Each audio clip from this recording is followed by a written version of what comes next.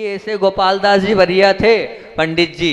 सोचो, आप विचार करो, आप तो क्या कर रहे हो, आप अगर होते तो क्या करते बताओ। आप तो 5 साल के बच्चे को क्या बताए 2 साल का आएगा हैं। ये स्थिति, ये बात आप कर लेते हैं। ये इस प्रकार का सत्य आपके जीवन में होना चाहिए। ये सत्य प्रियता होगी कि हमने एक बार वचन दे दिया तो वचन में किंतु परंतु नहीं होना चाहिए। हाँ, हमारे मुख से निकल गया है तो कोई किंतु नहीं, कोई परंतु नहीं। इस प्रकार की हमारे जीवन की वास्तविकता होगी तो निश्चित ये मान के चलना हम चले जाएंगे। पुराने जमाने के लोग इस प्रकार के वचन के पक्के होते थे कि हाँ, मैंने वचन बोल दिया है तो उस वचन को हम करेंगे। एक और याद आ गई तो सुना देता हूँ कि राजपूत लोग जो होते थे वीर और साहसी हुआ करते थे और वचन के पक्के होते थे। सीखना और समझना आपको। अब हुआ ये कि उस समय जो है महाराणा प्रताप पर आक्रमण हुआ और जब सम्राट अकबर की सेना ने चित्तौड़ पर आक्रमण किया और चित्तौड़ पर जब आक्रमण किया तो महाराणा प्रताप की पूरी सेना चितर बितर हो गई और यहाँ वहाँ हो गया। महाराणा प्रताप भी जंगलों में भटक रहा था। उसी बीच उनके एक सैनिक थे, उनका नाम था रघुपति सिंह। वो जो रघुपति सिंह, उनने एक छोटी सी टुकड़ी बनाई थी और टुकड़ी बनाकर वो अकबर, जो महाराणा, जो अकबर की सेना को परेशान करते थे, कहीं आक्रमण, कहीं ये कहीं वो कहीं वो। तो अब हुआ ये कि अकबर ने भी एक पैगाम पूरे देश में फैला दिया कि जो ये रघुवीर सिंह को पकड़ेगा उसे इतना इतना इनाम दिया जाएगा और इतना इतना हिस्सा दिया जाएगा। अब हुआ ये, मुगल सैनिक पूरी तरीके से जोर शोर से लगे थे कि किसी तरह से भी हम इसे पकड़ लें पकड़ लें पकड़ लें। पर रघुपति सिंह कहीं से लेके कहीं तक करता था और भाग जाता था, करता था और भाग जाता था। अब हुआ ये, पता चला रघुपति सिंह को कि मेरा बच्चा बहुत बीमार है, मेरा बच्चा बहुत अस्वस्थ है। और जब उसे पता चला कि मेरे बच्चे के पास मुझे जाना चाहिए, मेरा कर्तव्य परिवार के प्रति भी है, और वो जा रहा था और जाते जाते वो साहसी पहुंच तो गया लेकिन चित्तौड़ के दरवाजे पर पहुंचा और पहरेदार ने कड़क कर पूछ लिया, कौन हो तुम? तो बस उन्होंने सीधे सीधे बोल दिया, मैं रघुवीर रघुपति सिंह हूँ। जैसे रघुपति सिंह का नाम सुना उसी वक्त चेहरे पे चमक आ गई और चेहरे पर चमक आ गई और उन्होंने वहीं रोक लिया और फिर उन्होंने हाथ जोड़ के बोला, ए भाई, मैं हाथ जोड़ता हूँ, मेरा बालक बहुत बीमार है, 24 घंटे की मोहलत दे दो, मैं 24 घंटे में उसकी औषधि कराकर आ जाऊँगा। बस पहले तो सेनापति को लगा कि बहुत बड़ी राशि मिलेगी, लेकिन फिर उसे लगा कि जिसने अपना नाम सही बताया है तो निश्चित ये वापस आएगा आएगा। और मन ने कहा इसको जाने देना चाहिए और जाने दिया। जब घर पहुंचा, बच्चे को देखा, बच्चे को देखने के बाद पूरी औषधि वगैरह करी और पत्नी रोकने लगी तो पत्नी से एक ही बात रघुपति सिंह ने बोली कि नहीं, कर्तव्य पथ से मुझे आगे बढ़ने दो। मैंने मेरा कर्तव्य यहाँ भी कर दिया, अब मेरा आगे भी कर्तव्य, मैंने कहीं ना कहीं कोई वचन दिया है। और बस पहरेदार के समक्ष जाकर 24 घंटे के पहले जाकर वहाँ खड़ा हो गया। वो खड़ा हो गया और खड़े होते ही वो जो पहरेदार था वो हक्का बक्का रह गया। तो उन्होंने एक ही बात पूछी, बोले तुम्हें मरने से डर नहीं लगता है? पहरेदार ने बोला, तुम्हें मालूम है तुम्हारे पैर पूरा अकबर जो है वो पूरे लगे हुए हैं और आपको फांसी की सज़ा है और तुम्हें मरण से डर नहीं लगता है? तब रघुपति सिंह क्या बात बोलते हैं, उन्होंने बहुत अच्छे से ये वाली बात बोली और उन्होंने कहा, क्या बोला? बोले मुझे मरने से नहीं, मुझे विश्वासघात करने से डर लगता है। मुझे मरने से नहीं, मुझे विश्वासघात करने से डर लगता है। रघुपति सिंह की इस ईमानदारी, उस शूरवीरता को देखकर पहरेदार बहुत प्रसन्न हुआ और गदगद हो गया और उसने कहा, भैया मेरी ताकत नहीं है कि तुम्हें वहाँ तक पहुँचा पाऊँ, मेरी तो गलती हो गई, मैं क्षमा मांगता हूँ, मेरी हिम्मत नहीं, तुम वापस जाओ। उन्होंने जो है पकड़ा नहीं, वहाँ तक पहुँचाया नहीं, रघुपति सिंह वहाँ से चला गया। ऐसे लोग हुआ करते थे जो वचन के पक्के हुआ करते थे। वचन दे दिया है, तुम वचन को चाहे प्राण चले जाएं पर वचन को निभाएंगे। ऐसा आपके जीवन में भी आना चाहिए तो निश्चित मान के चलना आपका जीवन बहुत उत्कृष्ट बन जाएगा, बहुत अच्छा बन जाएगा, बहुत महान बन जाएगा। कल आपको 3 प्रकार के और सत्य किससे परिचय करूँगा कि 3 प्रकार के सत्य वो किस किस प्रकार से होते हैं। उन 3 प्रकार के सत्य को आप समझने का प्रयास करना और अपने जीवन में उतारने का प्रयास करना। वो सत्य क्या होते हैं? आचार्य भगवान की बात को बोलकर अपनी बात को मैं विराम करता हूँ कि एक बार की बात है, जो दीदियाँ होती हैं ना, मतलब दीदियाँ समझ रहे हैं, अब दीदियाँ होती है उनमें बड़ी उत्सुकता होती है। एक बार वहाँ आचार्य श्री के पास कुछ दीदियाँ बैठी थी और पतिभास्त्री की बहनें थी और उन्होंने आचार्य श्री से बोले मंदिर में भगवान के पास जाते हैं तो बड़ी निर्विकल्पता होती है, पर हर समय लगता है हमें ये करना है, हमें वो करना है, हम कुछ कर ही नहीं पा रहे, हम कुछ कर नहीं पा रहे। तब आचार्य श्री बड़े ही मुस्कुराते हुए बोलते हैं, बोले निर्विकल्पता चाहिए, लेकिन आप जो कर्तव्य कर रहे हो वो जो कर्तव्य किसने बताया आपको? तो बोले आचार्य श्री आपने बताया। अच्छा, हमने किसके आधार पर बताया? बोले आगम के आधार से बताए। बोले आगम कहाँ से आया है? बोले सर्वज्ञ वीतराग की वाणी से आया है। बोले जब सर्वज्ञ वीतराग भगवान की वाणी से आगम आया है तो मैं जो जो आपको करा रहा हूँ, ये कर्तव्य करा हूँ, तो मैं थोड़ी करा रहा हूँ, भगवान करा रहे हैं। तो भगवान की वाणी पर श्रद्धा करो, और जो कर रहा है, जो आप कर रहे हो, उसको श्रद्धा, आस्था और भक्ति से करोगे तो उसमें और पुण्य आपका बढ़ता चला जाएगा। तो इतनी सहजता और सरलता से गुरुदेव ने उनको जवाब दिया। उनके चेहरे पर वो एक सिकन थी जरा सी बात में कि ये मेरे वचन नहीं है, ये प्रभु के वचन है, मैं तो सर्वज्ञ की वाणी से जो आया है वही आप लोगों के लिए मार्गदर्शन दे रहा हूँ। आप करते चलो, करते चले जाओगे और गुरु की आज्ञा को मानते चले जाओगे। गुरु जी ने कहा है उसको आप स्वीकार करते चले जाओगे तो गुरु की आज्ञा से ही आपका निश्चित रूप से आज्ञा सम्यक दर्शन होगा, और उनकी आज्ञा को पालने से हमारा सबका कल्याण होगा। सबका कल्याण उसी बांसुरी आचार्य विद्यासागर जी महामुनि राज।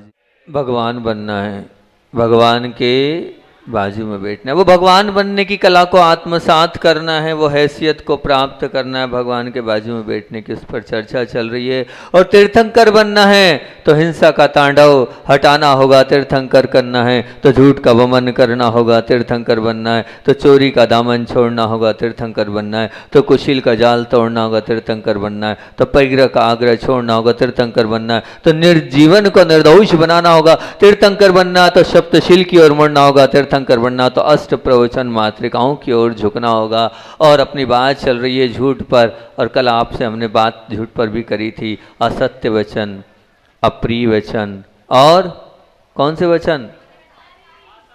असामयिक वचन, और अधिक वचन, और अहितकारी वचन, ये सब आप लोगों के बीच में हमने रखे थे। और उसी बात को आगे बढ़ाते हुए करता हूँ, जब रामायण के लेखन का कार्य चल रहा था तो एक अच्छी बात पढ़ी है, वो आपको सुना रहा हूँ।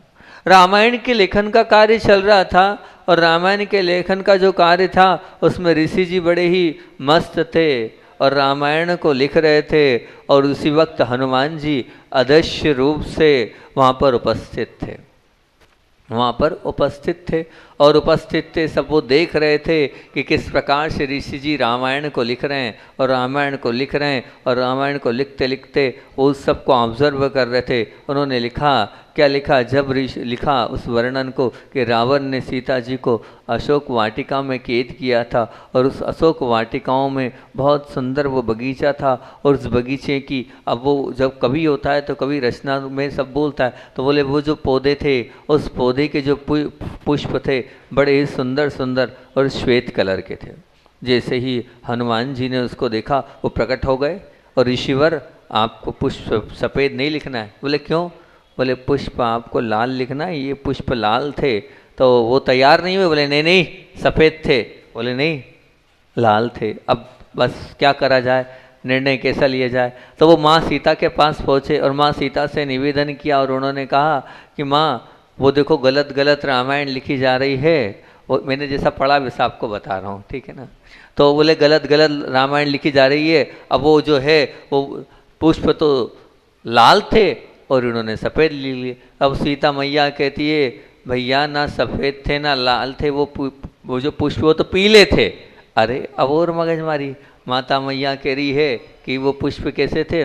पीले थे। अब और समझ में नहीं आ रहा है। अब हनुमान जी बड़े उसमें थे और पहुंच गए वो राम जी के पास, और राम जी को पूरी बात बताई, और बात बताने के बाद राम जी से बोले हमें समझ में नहीं आ रहा है, ऋषि जी बोलते हैं कि सफ़ेद थे, मैया बोलती है कि पीले थे, और मैं बोलता हूँ कि लाल है, आखिर मांजरा क्या है? आप इस समस्या को सुलझाओ। राम जी बड़े मुस्कुराए, और मुस्कुराते हुए राम जी ने बोले देखो एक बात ध्यान रखना, हमारी दृष्टि जैसी होती है सृष्टि वैसी ही बन जाती है, हमारे हाथ में दृष्टि है। बोले तुम गुस्से में थे इसलिए जो है वो पुष्प लाल दिख रहे थे, और बोले माता तुम्हारी सीता जो है वो कैसी थी?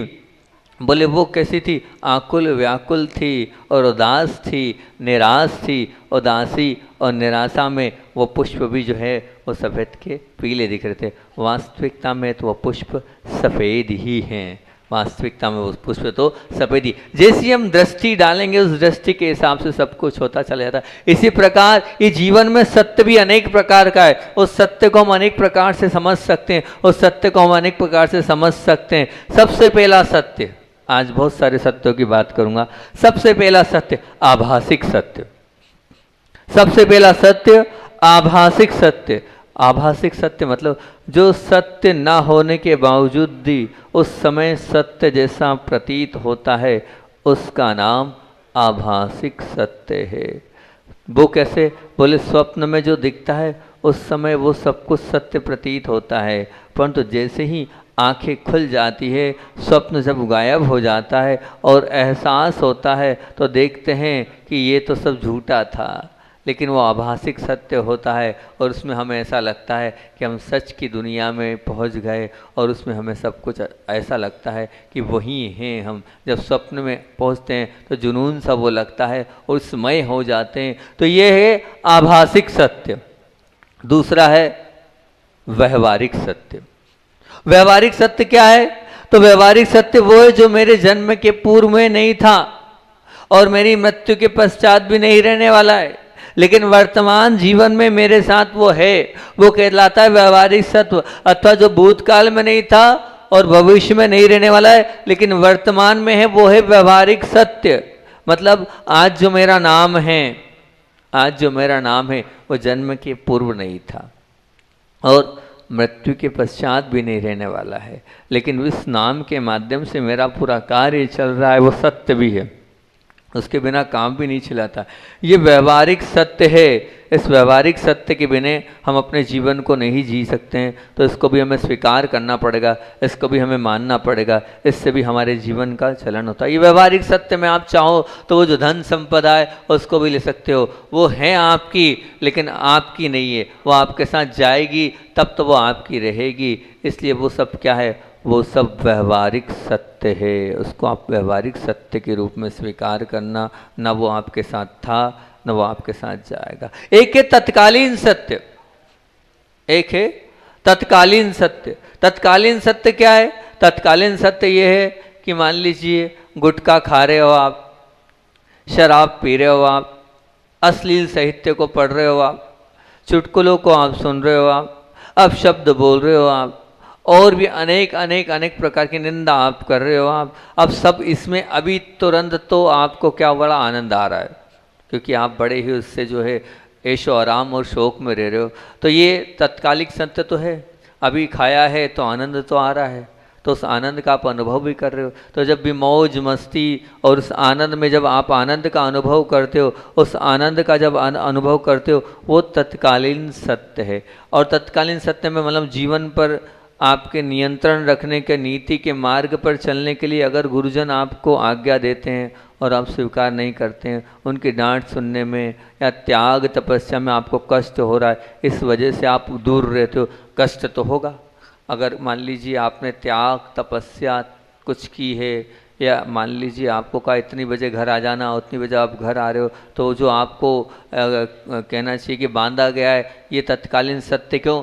सत्य इसलिए कि आपको पीड़ा का अनुभव हो रहा है, कष्ट का अनुभव हो रहा है, मतलब ये कहलाता है तत्कालीन सत्य। मतलब अर्थ क्या हुआ? अगर इसका संक्षेप से अगर अपन बात करें, मात्र वर्तमान को ही अथवा जो अल्प समय के लाभ हानि को, आनंद और उद्विग्नता को महसूस करता है, वो कहलाता है, उसमें प्रवृत्ति और निवृत्ति में रह जाता है, जिसके केंद्र में सिर्फ वर्तमान होता है, वो कहलाता है तत्कालीन सत्य।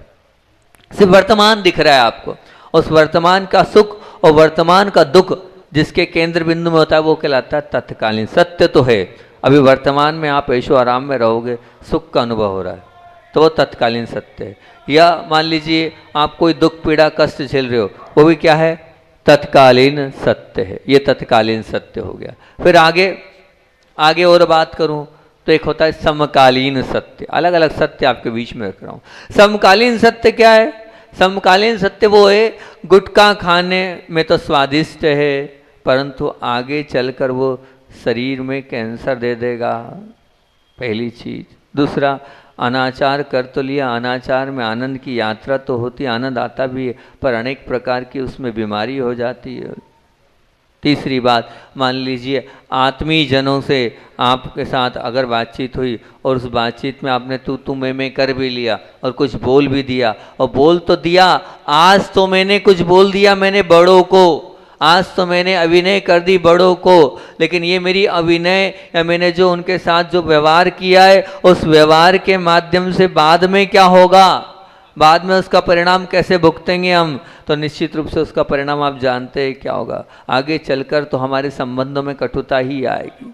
मतलब तत्काल में सुख परंतु आगे चलकर दुख, ऐसा अनुभव कराने वाली तमाम प्रकार की वृत्ति और प्रवृत्ति को छोड़ देने का जो साहस दिखाता है, जो शक्ति आती है, वो कहलाती समकालीन सत्य। हम आगे को जब रखते हैं, भविष्य को रखते कि मैंने ये किया तो ये होगा, अभी हुआ नहीं है, हुआ नहीं है आपके जीवन में, आपने गुटखा खाया है लेकिन गुटखा खाने के बाद कैंसर होगा, ये समकालीन सत्य है, ये आने वाले समय में घटित होने वाला सत्य, हुआ नहीं है। आपने अभिनय करी बड़ों की, आपने अपशब्द बोले बड़ों से, ये निश्चित रूप से उससे मेरे संबंध में कटुता आएगी, ये समकालीन सत्य।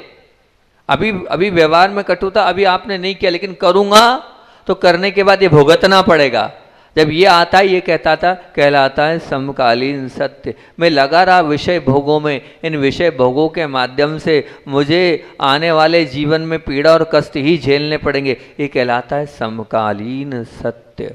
अभी समकालीन सत्य को ना, आपने मान लीजिए कड़वी आपने जो दवाई ली है वो स्वास्थ्य के लिए गुणकारी है, अभी भले हानिकारक है, पर बाद में तो गुणकारी रहेगी, इसलिए वो दवाई जो समकालीन सत्य है। आप घर के बाहर आपको जाने से रोक दिया पिताजी ने, वो नियंत्रण में आपको रखा है, वो बांध के रखा है, वो नियंत्रण आगे चल के आपके जीवन में लाभकारी ही बनने वाला है, निश्चित ये मान के चलना, वो आपके जीवन को उत्कृष्टता तक ही ले जाने वाला है, क्योंकि आपको क्या किया है, बांध कर रखा है, आपको किया क्या है, आपको समझा कर रखा है। इसलिए एक बार की बात बताता हूँ, बहुत अच्छी बात। एक आर्टिकल आया, फलानी नौकरी है। अब फलानी नौकरी है, उस फलानी नौकरी में जो है सबके भाव होते हैं कि हमें भी मिल जाए। एक बालक उस नौकरी के लिए अप्लाई के लिए पहुंचा, और पहुंचने के बाद उसने मन अभी वो पहुंच ही रहा है, बस में यात्रा कर रहा है। अब बस में यात्रा कर रहा है तो उसका चिंतन क्या चल रहा है, सुनना, वो सुन रहा है, अगर मुझे ये नौकरी मिल गई तो अब मेरे माता पिता को छोड़ दूंगा मैं, मेरे माता पिता को छोड़ना है मुझे। बोले सुबह उठो नहीं, नल बंद किया कि नहीं, टावेल रखा कि नहीं, झाड़ू लगाई कि नहीं, ये स्थान पर रखा कि नहीं, वो किया कि नहीं, दिन सुबह से टोकना, इतना ज़्यादा मुझे नियंत्रित कर रखा है, इतना ज़्यादा बांध रखा है मुझे, मैं हैरान हो चुका हूँ, मैं परेशान हो चुका हूँ। हर चीज़ को लाइट बंद करी कि नहीं, पंखा बंद किया कि नहीं, ये हो रहा है कि नहीं, वो हो रहा है कि नहीं, कोई एक लिमिट होती है, कोई सीमा होती है नियंत्रण में रखने की, लेकिन नहीं, बस परेशान करना, अब नहीं रहना मुझे मेरे माता पिता के साथ। ये चिंतन चल रहा है। पहुंचा ऑफिस में, वहाँ पहुंचते ही देखा कि बहुत सारी वहाँ पर लाइन लगी है, और लाइन लगने के बावजूद देखा, ये भगवान ये क्या हो रहा है। फिर अपने वहाँ ऑफिस में वहाँ नीचे बैठा है, देखने के बाद हुआ ये कि लोग आ रहे हैं, और लोग आ तो रहे हैं। वहाँ पूछा क्यों, क्या हो रहा है, बोले वो कुछ पूछते ही नहीं है, बोले बस वो देखते हैं, अब चेहरे को फाइल भी नहीं देख रहे हैं, बोले फाइल भी नहीं देखते, और बोले बस पूछते हैं, नाम पूछते हैं और बाहर कर देते हैं। बोले ठीक, कोई बात नहीं। अब ये सब हुआ, होने के बाद देखता है कि भैया यहाँ पर जो है, जो मीटिंग्स चलनी थी या जो होना था, या नीचे नहीं, अब ऊपर चले गए, जो बड़े ऑफिसर हैं वो ऊपर हैं, वो ऊपर बुला रहे हैं। तो अब ऊपर पहले तो उसने देखा कि यहाँ पर जो है जा तो रहे हैं, लेकिन यहाँ पर देखा पहले नल जो है वो खुला है, और माँ कहती है नल बंद कर देना चाहिए। उसे याद आई, उसने नल बंद कर दिया। फिर उसे लगा कि यहाँ पर जो कुर्सियाँ अव्यवस्थित है, माँ ने, पिताजी कहते हैं देखो व्यवस्थित रहना चाहिए, उसने कुछ व्यवस्थित कर दी। फिर जाते जाते देखा कि बहुत सारी लाइटें चल रही है, तो उसे याद आया, माँ कहती थी कि लाइटों को बंद करना चाहिए, उसने लाइटें भी बंद कर दी, सब बंद कर दिया। और सब बंद करने के बाद जब ऊपर पहुँचा, जब उसकी बारी आई तो उसकी बारी आई, जब वो अंदर पहुँचा, उन्होंने कहा आपका नाम ये है, कल से आप आ जाना। तो उसने कहा आपने ना मेरी फाइल देखी ना, आपको कुछ देखा, कुछ नहीं किया, और आपने मुझे सीधे ज्वाइन कर दिया। बोले जो नल बंद कर सकता है, जो लाइट बंद कर सकता है, जो कुर्सी को व्यवस्थित कर सकता है, जो कचरा पड़ा था उस कचरे को डस्टबिन में डाल सकता है, वही व्यक्ति इस नौकरी के लायक है। अब जब उसे वो सब चीज़ याद आई तो उसे लगा, ए भगवान, जिन माता पिता को छोड़ रहा था उन माता पिता के संस्कारों के कारण तो मुझे वो नौकरी मिली है, उन्हीं ने तो मुझे नौकरी दिलाई। वो रोते रोते चरणों में गिर पड़ा कि माँ आज नौकरी जो मिली वो तुम्हारे ही संस्कारों की वजह से मिली। इसलिए ध्यान रखना बच्चों, अगर माता पिता नियंत्रित करते हैं, संभालते हैं, तो वो समकालीन सत्य है, आज नहीं तो कल वो जो आपको बागडोर उन्होंने बांधा है वो आपके कल कुछ न कुछ वो काम आएगी। आज वो भाई है, हम आपको समझा रहे हैं, हम आपको बड़े बता रहे हैं, तो वो जो बड़ों को बताना है, बड़ों को समझाना है। हमें पहले लगता था आचार्य श्री ऐसा बोलते हैं, आचार्य श्री वैसा बोलते हैं, लेकिन जब संघ से बाहर हुए तब लगा कि नहीं, आचार्य श्री ने जो जो संस्कार दिए वो आज वास्तविकता में काम आ रहे हैं। वो लगता है कि उन संस्कारों के बल पर ही हम आज अपने जीवन को बहुत अच्छा बना पा रहे हैं। वो अगर ऐसा नहीं सिखाते तो शायद हमारा जीवन अच्छा नहीं बनता। उस वक्त तो लगता था कि क्या क्या हमारी छोटी उम्र है और जैसे इतने सारे हमारे पे बोले जा रहे, ये करो, ऐसा करो, वैसा करो, लेकिन नहीं, बड़े कुछ बोलते हैं तो वो समकालीन सत्य है, कुछ अच्छा करने के लिए, हमारे जीवन को ऊंचा उठाने के लिए वो करते चले जाएं। तत्काल कष्ट परंतु आगे चलकर लाभ, ऐसा अनुभव कराने वाले तमाम प्रकार की जितनी वृत्ति प्रवृत्ति हो, जो पकड़ कर रखने का साहस जिस आत्मा के पास होता है, समझ लेना वो समकालीन सत्य को अपने जीवन में जी रहा है, अपने जीवन में उसको धारण कर रहा है, अपने जीवन में उसको लेके आ रहा है, ये निश्चित रूप है। लेकिन ये ध्यान रखना, समकालीन सत्य तो वो होता है, समकालीन सत्य आपके जीवन में हो सकता है। पशु जगत और पशु जगत के सुख को भुगतने में ही जीवन की सफलता मानने वाले तत्कालीन सत्य को अपना जीवन मंत्र बना लेते हैं। क्यों? क्योंकि वो तो पशु जीवन है उनका, जो तत्कालीन सत्य में जीते हैं, और जो मृत्यु की सुरक्षा को ध्यान में रखकर आगे क्या होने वाला है इसको ध्यान में रखकर जो विचारधारा करते हैं वो समकालीन सत्य। पर फिर भी इन समकालीन सत्य से भी काम नहीं चलने वाला, ध्यान रखना, क्योंकि शरीर की परवाह है आपको, बाद में क्या होगा इसकी परवाह है। इससे भी बढ़कर और महत्वपूर्ण अगर सच्चा सत्य है जो जीवन को और ऊंचा उठा सकता है तो वह है सर्वकालीन सत्य। वो है सर्वकालीन सत्य। सर्वकालीन सत्य क्या था? जो भूतकाल में भी था और वर्तमान में भी है और आपके साथ भविष्य में भी रहने वाला है, उसको कहते हैं सर्वकालीन सत्य। सर्वकालीन सत्य आपके सद्गुण। सर्वकालीन सत्य क्या है? आपके साथ रहने वाले सद्गुण वो हैं, वो आपके सर्वकालीन सत्य हैं। वो सर्वकालीन सत्य इसलिए कि आगे भी आपके साथ वही सद्गुण साथ जाने वाले हैं और कोई साथ जाने वाला नहीं है। तत्कालीन सत्य समाप्त हो जाएगा, वो आभासिक सत्य समाप्त हो जाएगा, वो समकालीन सत्य भी समाप्त हो जाएगा, लेकिन सर्वकालीन शब्द जो आपने अच्छा किया है वही आपके साथ निश्चित रूप से जाएगा। जो आपने बुरा किया है वही आपके साथ जाएगा।